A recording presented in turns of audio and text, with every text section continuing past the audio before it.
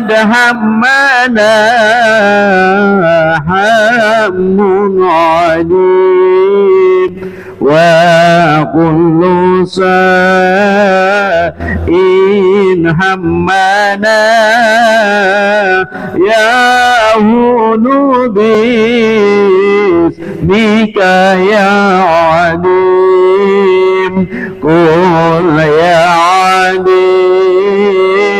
أنت العليم وهمنا هم عليم وكل شيء همنا يهون باسمك يا عليم أنت القديم قديم في العجل أنت اللطيف لطيف لم تجل الله أنا عجيل ما قد نزل من فديه الخاطب السديد قل يا عديم كالعليم وهمنا هم عظيم وكل شيء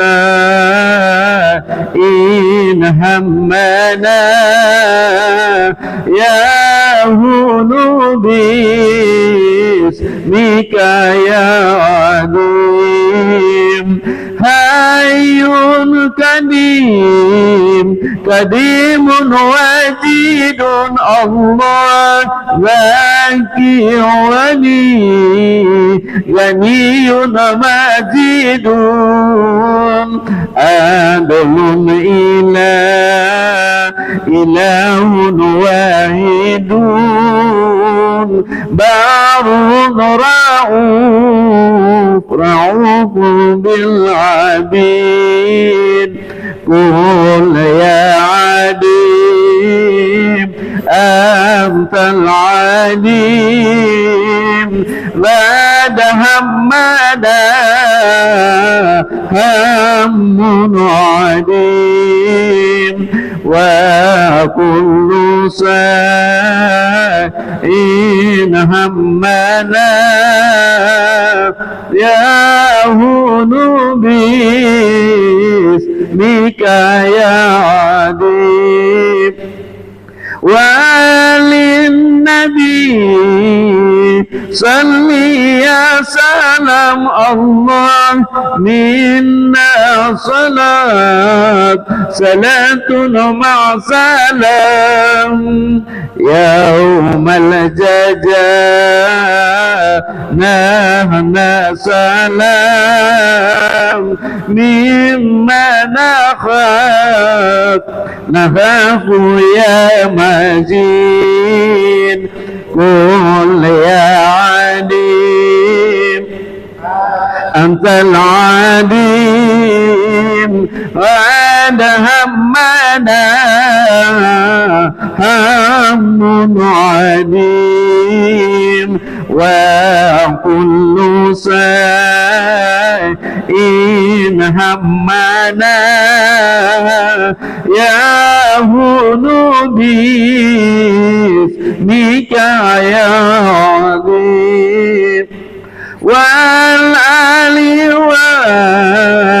وصحب الوصول سادوا به دينا وسود لا سيما ماء الحسود سيف الإله ابن الوليد قل يا عليم أنت العليم ودهمنا هم عظيم وكل إن همنا يهون باسمك يا عظيم سبحان ربك رب العزة عما يصفون والسلام على المرسلين والحمد لله رب العالمين. فاتح إلى سيدنا وحبيبنا شفينا رسول الله محمد عبد الله وعلى آله وأصحابه وأزواجه وذرياته وأهل بيته خصوصا إلى روح سيدنا أحمد بن عيسى المحاج الفقيه المقدم محمد بن علي وعلي وجميع سادة علي وعلي وصول وفروعهم وإلى حضرة النبي. الفاتحة. أعوذ بالله من الشيطان الرجيم. بسم الله الرحمن الرحيم. الحمد لله رب العالمين الرحمن الرحيم مالك يوم الدين إياك نعبد وإياك نستعين اهدنا الصراط المستقيم صراط الذين أنعمت عليهم غير المغضوب عليهم ولا الضالين آمين. Assalamualaikum warahmatullahi wabarakatuh. Alhamdulillahil kabir muta'al. Thumma salatu wassalamu ala sayyidina Muhammadin maula Bilal wa ala alihi wa ashabihi khairi sahabin wal al. Amma ba'du. Subhanak la ilma lana illa ma 'allamtana innaka antal alimul hakim. Rabbi israh li sadri wa yassir li amri wahlul 'uqdatam min lisani yafqahu qawli wa saddid lisani wahdi qalbi bihaqqi sayyidina Muhammadin sallallahu alaihi wa alihi wasallam.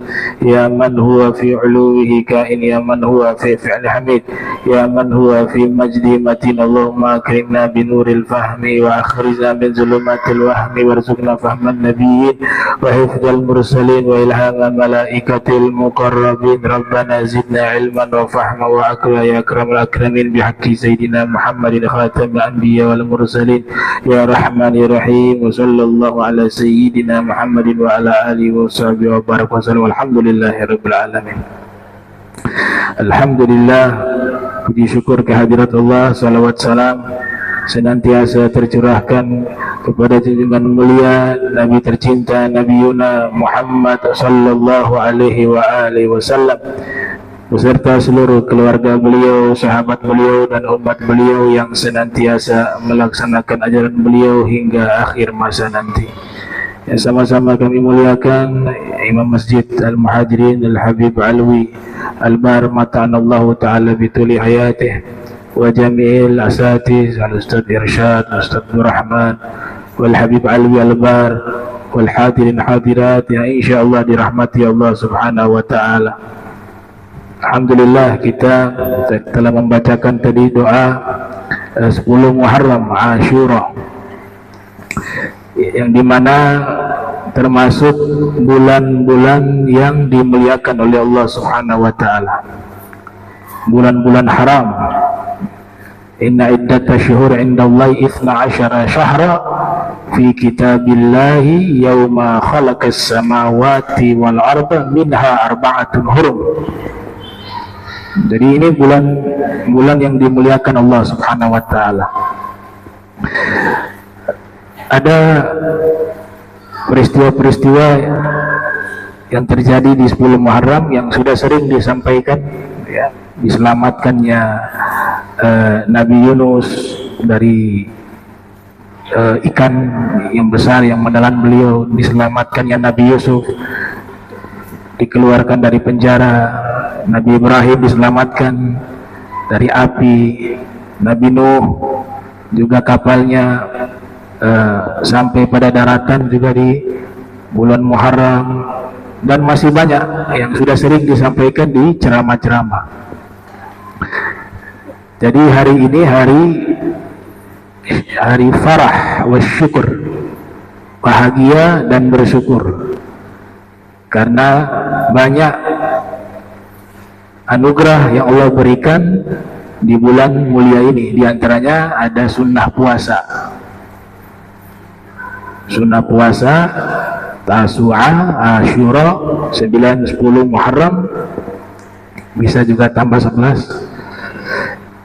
Tapi di saat yang sama hari ini adalah hari duka, hari berduka, karena cucu Rasul Sallallahu Alaihi Wasallam, Al-Imam Husain, ya, syahid di Karbala.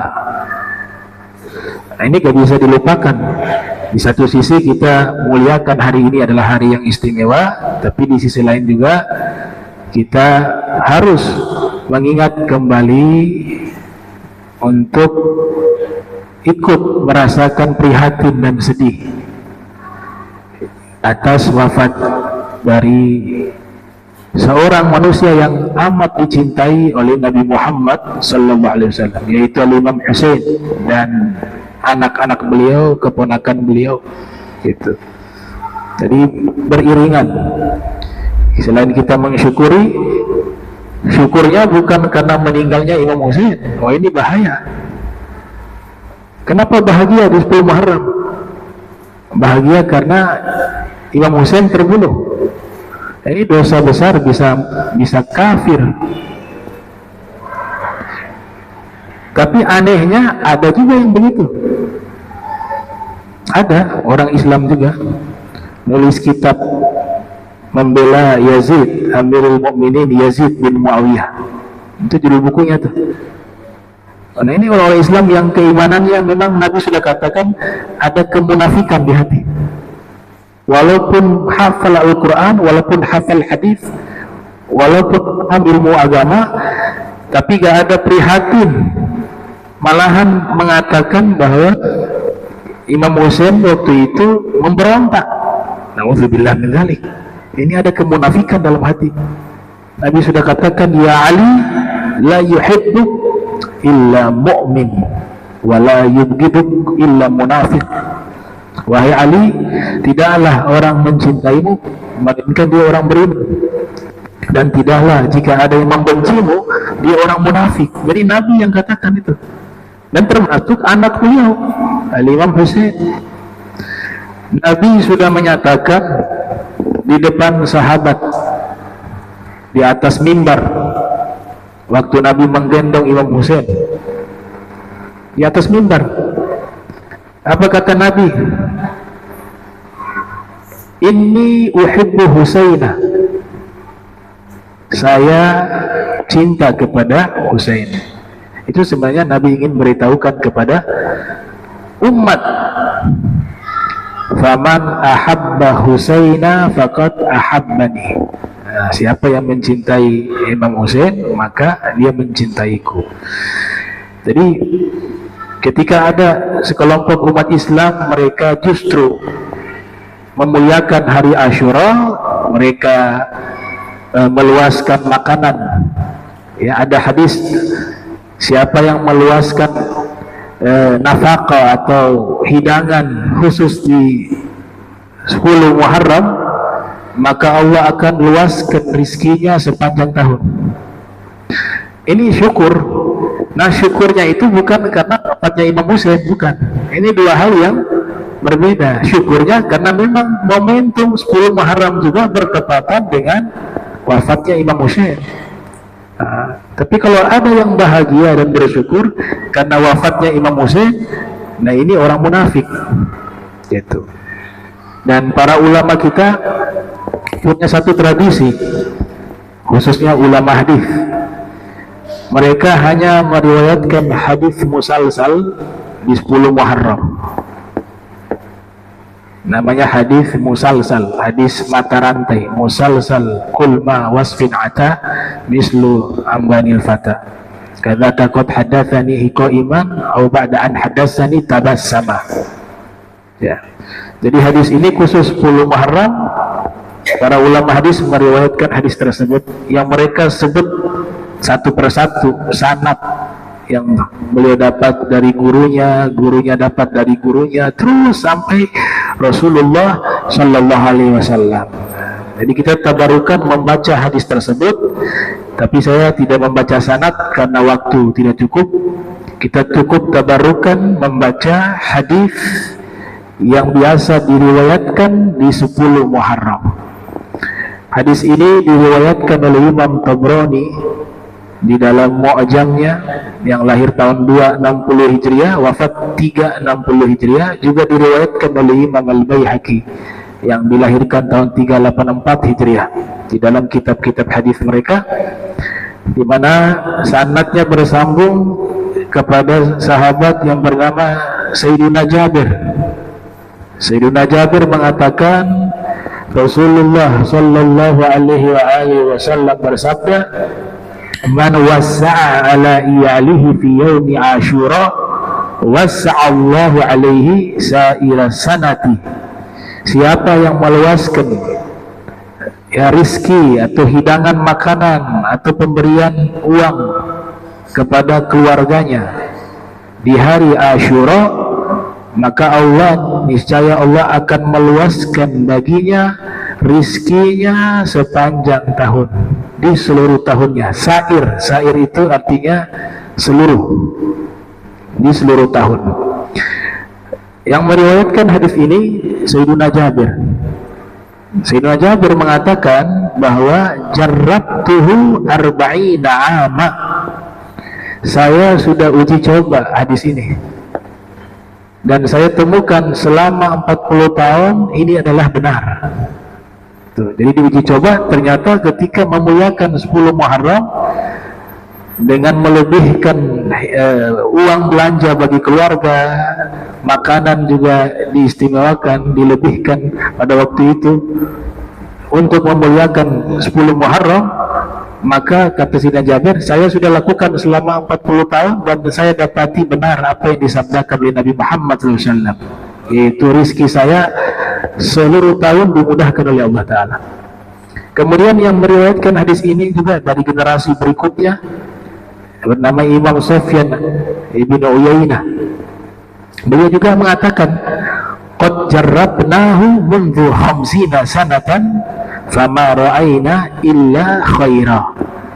Dan kami telah uji coba hadis ini kurang lebih selama 50 tahun atau 60 tahun, maka tidaklah kami melihat kecuali kebaikan yang kami dapatkan, gitu. Dan semua ulama hadis yang meriwayatkan hadis ini selalu mengatakan kalimat yang sama, kami telah dicoba di sini ternyata benar, kami uji coba hadis ini ternyata benar, sampai kepada periwayat terakhir di zaman kita. Misalnya ada Musnid Dunya Syekh Yasin Al-Fadani, kemudian ada Said Abdullah bin Muhammad bin Siddiq Al-Gummari, kemudian diriwayatkan kepada Syekh Ali Jum'ah, begitu juga kepada Said Muhammad bin Ali Al-Maliki dengan sanad beliau.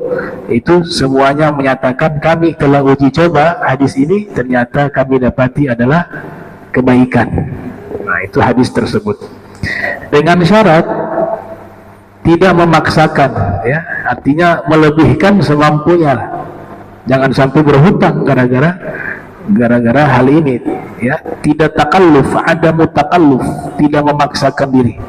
Nah, dan ini dianjurkan, ya, oleh ulama-ulama mutaakhirin minal madzahibil arba'ah, dari imam-imam para ulama 4 mazhab, baik daripada Al-Hanafiyah, ulama-ulama Hanafi, Al-Malikiyah, ulama-ulama Maliki, Asy-Syafi'iyah, ulama-ulama Syafi'i, dan Al-Hambaliyah, dan ulama-ulama Hambali. Mereka mengatakan itu anjuran. Dan sanadnya ini disebutkan juga dari Muhammad bin Yunus, dari Abdullah bin Ibrahim Al-Ghifari, dari Abdullah bin Abi Bakar ibn Akhi Muhammad ibn Munkadir, dari Muhammad bin Munkadir, dari Sayyidina Jabir. Itu sanad hadis tersebut. Kemudian ada juga hal yang sangat dianjurkan, yaitu puasa, ya, puasa Tasu'a dan Asyura. Puasa Tasu'a itu belum sempat dikerjakan oleh Rasul SAW. Nah, jadi Nabi waktu datang ke kota Madinah, ya, mendapati orang-orang Yahudi, ya, hadis populer, ya sering diulang-ulang setiap bulan Muharram. Kemudian ditanya orang Yahudi, puasa apa ini? Ya, puasa hari ini karena Nabi Musa diselamatkan oleh Allah dan Fir'aun ditenggelamkan.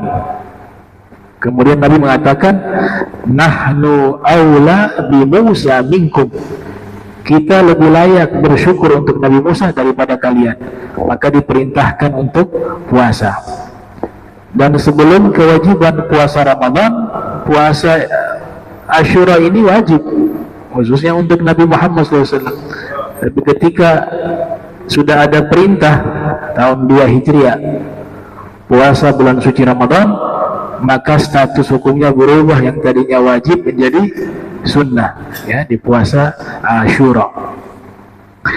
Beberapa hadis diantaranya diriwayatkan oleh Imam Muslim yang lahir tahun 204 Hijriah, wafat 261 Hijriah. Juga hadis ini diriwayatkan oleh Imam Ahmad bin Hanbal yang lahir tahun 164, wafat 241 Hijriah. Juga diriwayatkan oleh Imam Abu Daud yang lahir tahun 202, wafat 275 Hijriah.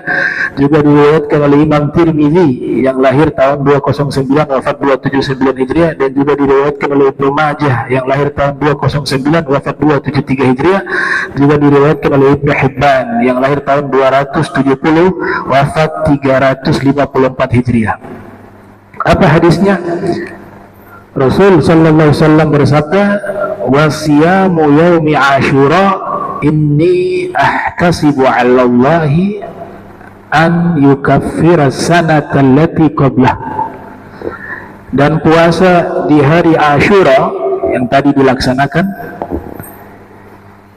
ini ahtasibu, ya, saya berharap, ini ahtasibu, ya, saya berharap Allah, kepada Allah, dengan puasa tersebut Allah menggugurkan dosa setahun sebelumnya, dosa setahun sebelumnya. Jadi dosa-dosa, kalau ada kata yukaffir atau kafarat, ya, kafarat itu artinya menggugurkan dosa. Akan tetapi yang dimaksud menggugurkan dosa-dosa kecil. Setiap ada kata kafarat, kalau kita dapati dalam hadis bahwa melakukan amal ini Allah akan menggugurkan dosa, ayyukaffir, ya, itu artinya Allah menggugurkan dosa-dosa kecil. Kalau dosa-dosa besar, kita wajib bertobat, wajib bertobat. Kalau dosa-dosa kecil tidak bertobat tapi melakukan amal soleh itu akan menghapus dengan sendirinya. Innal hasanati yudhibna as-sayyi'at, sesungguhnya kebaikan-kebaikan itu dia akan menghapus keburukan-keburukan. Itu dosa-dosa kecil terhapus secara otomatis dengan amal soleh. Ittaqullah atau ittaqillah haitsu ma kunta wa atbi'is sayyi'atal hasanata tamhuha wa khaliqin nasa bi khuluqin hasanin. Bertakwalah kepada Allah, ittaqillah haitsu ma kunta, dimanapun kamu berada, dan ikutkanlah perbuatan buruk, artinya ketika sudah melakukan dosa, lanjutkan dengan amal baik. Perbuatan baik itu akan menghapus dosa tersebut. Itu artinya dosa kecil. Dan berakhlaklah kepada manusia dengan akhlak yang mulia. Jadi 1 tahun, ya, dosa yang lalu dihapus oleh Allah Subhanahu wa taala minas sabair, daripada dosa-dosa kecil. Dalam hadis yang lainnya, Rasulullah sallallahu alaihi wasallam bersabda, "Afdalus siyami ba'da Ramadhana syahrullahil Muharram." Paling afdalnya puasa sesudah puasa Ramadan adalah puasa di bulan mulianya Allah Al-Muharram. Ini riwayat Imam Muslim, ada dalam Sahih Muslim. Ya, karena ya bulan Muharram ini memang bulan yang dimuliakan oleh Allah. Ada 4 bulan kan? Ada yang terpisah, Rajab terpisah sendiri, makanya dinamakan Al-Farad. Al-Farad itu atau Al-Fardu itu artinya tersendiri, karena dia bulan yang dimuliakan Allah tapi posisinya sendiri. Yang tiga berurutan itu, ya, ada apa? Dzulhijjah, Dzulqa'dah, Muharram. Ya, betul ya. Dzulhijjah, Dzulqa'dah, Muharram, ini berurutan. Nah, jadi 4 ini bulan yang dimuliakan oleh Allah Subhanahu wa taala.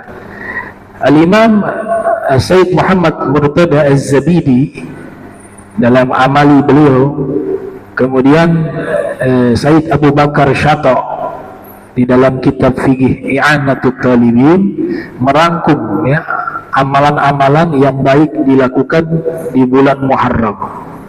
Itu di situ disebut ada 12. Waqad addaha ba'duhum 12 khaslatan, bahwa para ulama sudah menghitung, sebagian ulama sudah menghitung amalan-amalan yang dianjurkan dilakukan di bulan Muharram ada 12. Yang pertama, wahia as-salatu, yaitu salat, ya, berbanyak salat-salat sunnah. Ada juga yang mengartikan salawat kepada Rasul sallallahu alaihi wasallam. Wasaumu, yang kedua adalah berpuasa. Wasilaturahim, yang ketiga adalah menyambung tali silaturahmi. Waswadaqah, dan yang keempat adalah sedekah. Nah, tadi hadis mengatakan meluaskan rezeki kepada keluarganya. Ada ulama mengartikan keluarga di sini adalah iyalullah, keluarga Allah. Siapa itu? Kaum fuqara. Jadi disunahkan juga berbagi kepada orang-orang fuqara, orang-orang fakir miskin. Wal iktisal, begitu juga sunnah yang ke-6 mandi. Wal iktihal, yang ke-7 adalah menggunakan celak mata, ya. 1, 2, 3, 4, 5, 6. Yang ke-6 itu, ya. Yang ke-6 al-iktihal, menggunakan celak mata. Yang ke-7 waziaratu alimin, bersilaturah atau berziarah kepada orang berilmu, orang alim. Yang ke-8 wa iyadatu maridin, menjenguk orang sakit. Dan yang ke-9 mashu ra'sil yatim, mengusap kepala anak yatim. Sunnah tuh, anak yatim mengusap, ngasih fulus, begitu. Bukan hanya ngusap begitu, itu kan hanya kiasan, ya. Bagi anak yatim kumpul usap, udah pulang. Bukan, ngasih fulus, ngasih rizik, kesian. Wa mashu ra'sil yatim wa tausi'ah 'alal iyal, ya, yang berikut keberapa itu, ya, meluaskan rezeki kepada keluarga. Diluaskan, yang dimana istri dikasih hari biasa sekian, tapi Asyura lebih, begitu, ya. Apalagi yang lebihnya double, yang lebihnya buat makanan dan lebihnya buat istri. Oh, itu pasti doanya panjang itu, iya. Wa taqlimul adfar, menggunting kuku. Wa qiraah suratul ikhlas, dan membaca surat al-ikhlas 1000 kali, alfa marrah. Nah, ini berat, 1000 kali. Tapi paling enggak baca surat al-ikhlas.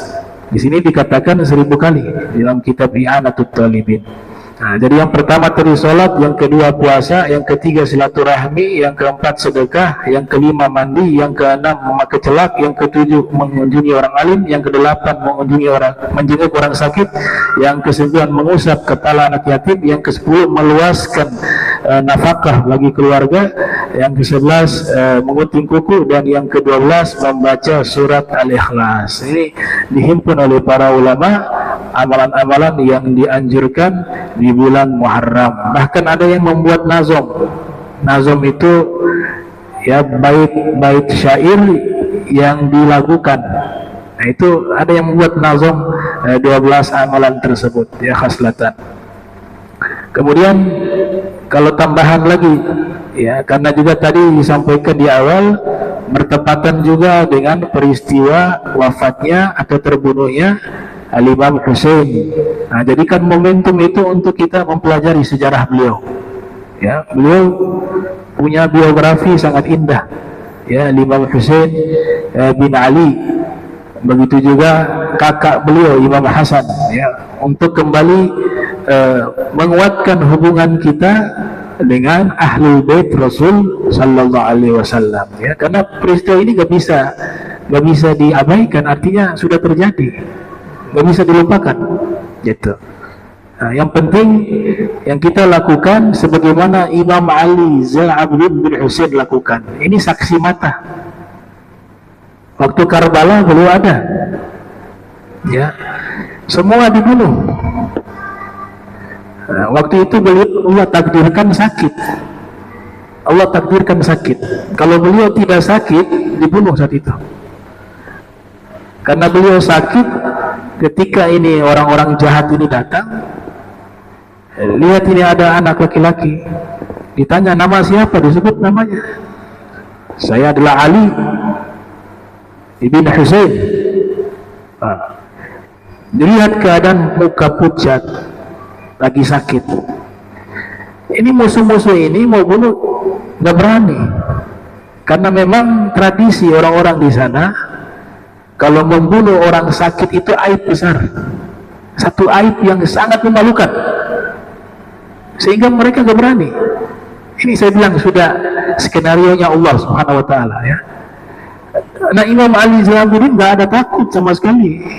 Waktu diancam dengan pedang di leher beliau mengatakan, ayo bunuh saja, kenapa takut? Saya gak takut sama sekali kematian. Tapi karena itu membunuh orang sakit aib.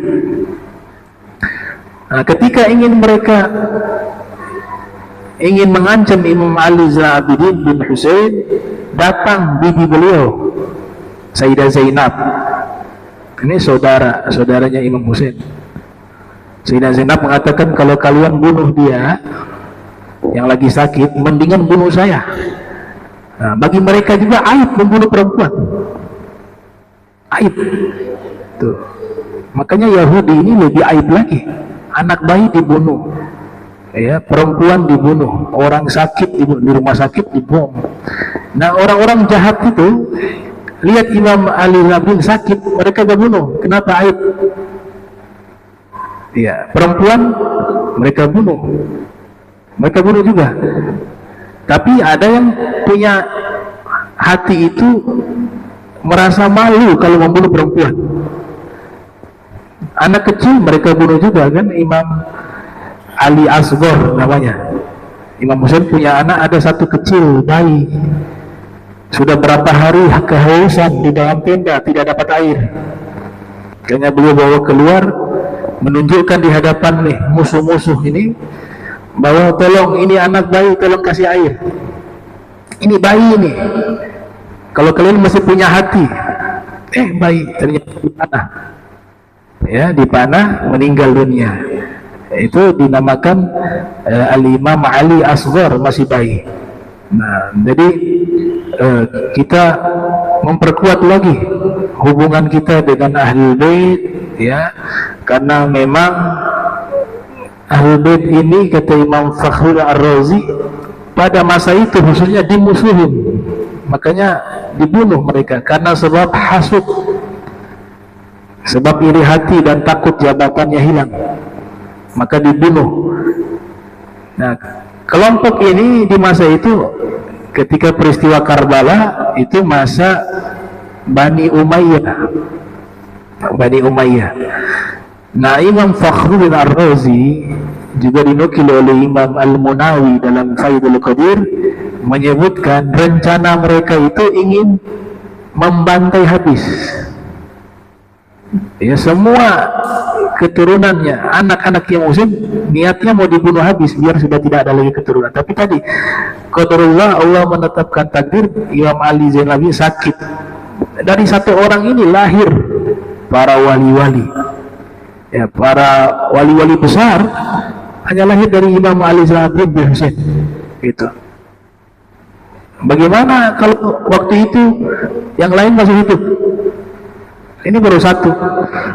Dan uniknya Imam Fakhrul Ar-Razi mengatakan, coba lihat keturunan dari Bani Umayyah justru punah. Padahal niatnya mereka ingin membuat Bani Hashim atau Ahlul Bait itu punah, tapi kebalikan, justru Allah jaga keturunannya Imam Hussein sampai hari ini terjaga, dan keturunan mereka justru punah, kata Imam Fakhrul Ar-Razi dalam tafsirnya Mafatihul Ghaib, juga dinukil oleh Imam Al-Munawi. Ya, Bani Umayyah tidak semuanya jahat, ya, ada yang baik. Kalau versi ahli sunnah namanya Khalifah Umar bin Abdul Aziz, itu Bani Umayyah, ya orang soleh.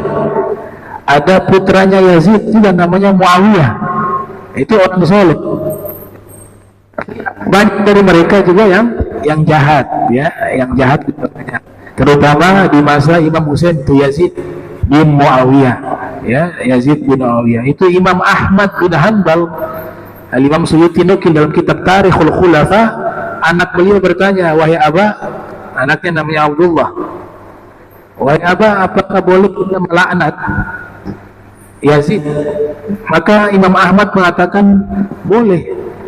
Kenapa? Karena dalam Al-Quran, siapa yang membunuh orang beriman dengan sengaja, maka balasannya adalah neraka jahanam, dan Allah melaknatnya, dan Allah persiapkan azab yang begitu besar. Nah, itu membunuh orang beriman dengan sengaja. Bagaimana membunuh cucu Rasul SAW? Iya. Tapi tarikahnya Imam Ali Al-Abidin nggak mencaci maki. Tarikahnya beliau justru mengambil pengorbanan Imam Hussein sebagai perjuangan dalam menyebarkan dakwah kakeknya Nabi Muhammad SAW. Hanya setiap hari 1000 rakaat, setiap malam bawa gandum diberikan kepada fakir miskin, menjadi orang yang ahli ilmu, ahli ibadah. Jadi beliau gunakan pengorbanan itu bukan meratapi, bukan mencaci maki atau melaknat-laknat orang-orang yang sudah mati. Mereka nanti dihukum oleh Allah nanti. Tugasnya orang soleh bukan itu. Tapi bagaimana pengorbanan mereka kita jadikan sebagai amal baik soleh yang kita kerjakan dalam hidup kita, dan menyebarkan dakwah ini kepada umat Nabi Muhammad SAW. Terakhir saya ingin tutup, ada satu tokoh, kalau kita baca dalam sejarah, terkenal, namanya Timur Leng. Ini Timur Leng di kekuasaannya di Rusia, ya, dia seorang amir. Jadi di mana tempat yang beliau singgahi itu harus dimusnahkan, karena punya cita-cita satu, pengen menjadi raja satu-satunya di dunia ini, di bumi ini. Jadi kalau ada raja-raja yang lain, beliau mengatakan itu belum raja. Yang namanya raja harus satu orang. Maka kerajaan-kerajaan yang ada harus dihancurkan, baik kerajaan Islam, apalagi yang lain. Nah, tapi uniknya di zamannya Imam Jurjani, ya, dan juga uniknya itu beliau ingin menyerang satu wilayah. Itu beliau tanya dulu, di situ ada keturunan Husain dan Hasan? Mereka mengatakan ada keturunan Hasan Husain. Jangan dulu serang, kasih kabar mereka keluar dari kota itu dulu. Ini kasih uang ke mereka. Kalau mereka sudah tidak ada, dia keluar, baru kita serang. Itu saking cintanya kepada Ahlul Bait Rasul SAW. Nah, sampai satu ketika itu beliau wafat, ada satu orang sakit hati sama Timur Leng. Mungkin keluarganya juga pernah dibunuh.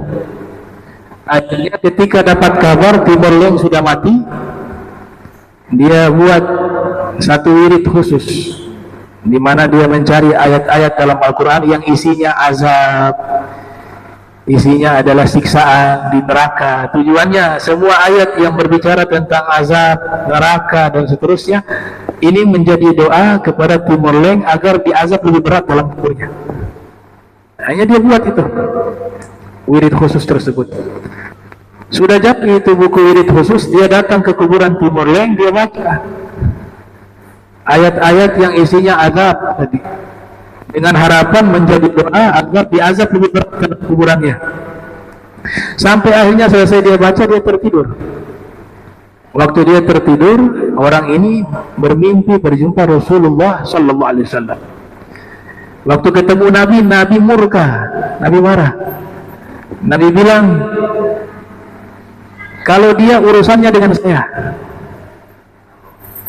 kamu gak berhak lagi untuk melaknat dia. Ya. Bangun dari tidurnya, ini orang ini kaget.